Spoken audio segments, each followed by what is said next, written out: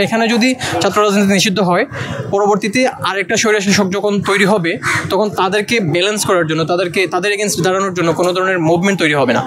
হলে ছাত্র রাজনীতি নিষিদ্ধের যে দাবি সেটা হচ্ছে সাধারণ শিক্ষার্থীদের দাবি, এবং সাধারণ শিক্ষার্থীরা সবসময় চেয়েছে। যখন আমরা সাধারণ শিক্ষার্থী হিসেবে হলে ছিলাম, আমরা যখন ফার্স্ট ইয়ারে এসেছিলাম, আমরাও চেয়েছিলাম যে হলে যেন কোনো ধরনের রাজনীতি না থাকে। রাজনীতি না থাকার কারণ হচ্ছে যে রাজনীতির মাধ্যমে আমাদেরকে যেভাবে শোষণ করা হয় এবং আমাদের মৌলিক অধিকার যেটা স্টুডেন্ট হিসেবে বিশ্ববিদ্যালয়ের হল প্রশাসন থেকে আমরা পাওয়ার কথা, সেটা থেকে যেভাবে বঞ্চিত করা হয়, সেই অধিকারকে নিশ্চিত করার জন্যই হচ্ছে মূলত হলে ছাত্র রাজনীতি নিষিদ্ধের ব্যাপারে যে আগ্রহটা সেটা আসে। তো সাধারণ শিক্ষার্থী হিসেবে যারা হলে আসে তারা বেশিরভাগই মধ্যবিত্ত পরিবার থেকে আসে, এবং তারা জানে যে তাদের এখানে এসে পড়াশোনা করতে হবে, একটা চাকরি করতে হবে, এবং তাদের একটা স্বপ্ন থাকে। তো সেই স্বপ্নের বাস্তবায়নের জন্য মূলত পড়াশোনা করতে হয়, একটা ডিপার্টমেন্টের প্রেশার থাকে, পড়াশোনার চাপ থাকে, গবেষণার প্রেশার থাকে। তো সব মিলিয়ে হচ্ছে তাদের আকাঙ্ক্ষা বাস্তবায়নের জন্য, সাধারণ শিক্ষার্থীদের যে আকাঙ্ক্ষা সেটা বাস্তবায়নের জন্য অবশ্যই হচ্ছে হলে লেজর ভিত্তিক ছাত্র রাজনীতি নিষিদ্ধ থাকা কল্যাণজনক। কারণ হচ্ছে বিগত 15 বছরের যেই ধরনের গেস্টরুম কালচার অথবা হচ্ছে সিট বন্টনের নামে যে ধরনের শোষণের পথ উন্মুক্ত করা হয়েছিল, সেটা অবশ্যই অনেক ধরনের ক্ষতি করেছে, এবং কিছু ছেলে মেয়েদের ভবিষ্যৎকেও অনেকটা ধ্বংসের সম্মুখীন করেছে। যার কারণে হচ্ছে সাধারণ শিক্ষার্থীদের এই দাবি অবশ্যই হচ্ছে যৌক্তিক, এবং আমি মনে করি যে হলে ছাত্র রাজনীতি নিষিদ্ধ থাকা উচিত।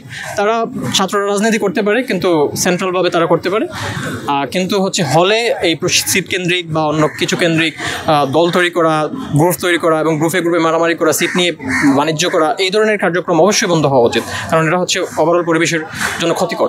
আমরা যদি বাংলাদেশের রাজনৈতিক ইতিহাস দেখি, সেই রাজনৈতিক ইতিহাসে ঢাকা বিশ্ববিদ্যালয় ছিল একটা গুরুত্বপূর্ণ জায়গা, এবং সেই জায়গা মূলত শুধুমাত্র আন্দোলন বা কোনো ক্ষুদ্র অধিকার ভিত্তিক ছিল না, সেটা ছিল অনেকটা স্বৈরশাসনের বিরুদ্ধে দাঁড়ানো, যেটা 24-এ আমরা দেখেছি।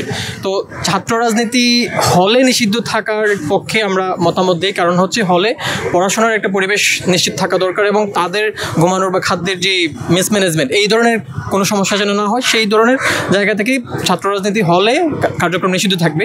কিন্তু আমার মতামত অনুসারে বিশ্ববিদ্যালয়ের ক্যাম্পাসে আপাতত এখনও আমাদের সেই হিস্ট্রিক্যাল ডেভেলপমেন্টে আমরা সেই জায়গায় আসে নাই যে এখন পুরোপুরি হচ্ছে নিষিদ্ধ করে দিতে হবে। কারণ এখানে যদি ছাত্র রাজনীতি নিষিদ্ধ হয়, পরবর্তীতে আরেকটা স্বৈরশাসক যখন তৈরি হবে তখন তাদেরকে ব্যালেন্স করার জন্য, তাদের এগেনস্ট দাঁড়ানোর জন্য কোনো ধরনের মুভমেন্ট তৈরি হবে না।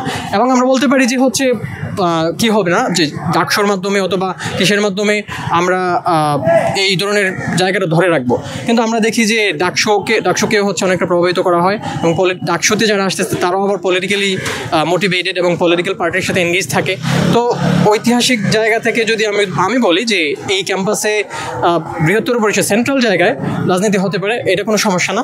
কিন্তু এই রাজনীতি যদি হলে কোনো ছাত্রের অধিকার ক্ষুণ্ণ করতে চায়, এবং একটা বিশ্ববিদ্যালয়ের ছেলে যদি সে রাজনীতি করতে না চায়, তাকে কোনোভাবে ডাইরেক্টলি ইনডাইরেক্টলি বাধ্য করা হয়, ওই ধরনের কোনো কার্যক্রম চলমান থাকে, অবশ্যই অনেকে আর্গিউ করবে যে হচ্ছে এই ধরনের কার্যক্রম চলমান থাকলে এই ধরনের প্রেশার তৈরি হওয়ার সম্ভাবনা থাকবে। কিন্তু আমার কাছে মনে হয় যদি এই জায়গাটা মেনটেন করা হয়, তাহলে হচ্ছে ক্যাম্পাসে যদি সেন্ট্রালি পলিটিক্স করে তাহলে এটা সমস্যা না। কারণ হচ্ছে ভবিষ্যতে আমাদের ডেভেলপমেন্ট ট্র্যাজেক্টরি বা পলিটিক্যাল ট্র্যাজেক্টরি কোন দিকে যাবে আমরা জানি না, এবং সেটাকে চেক অ্যান্ড ব্যালেন্সে রাখার জন্য পলিটিক্যাল স্টুডেন্ট উইং সেগুলো কার্যকর ভূমিকা রাখতে পারে, এবং ডেমোক্রেসি নিশ্চিত করার জন্য এটা গুরুত্বপূর্ণ।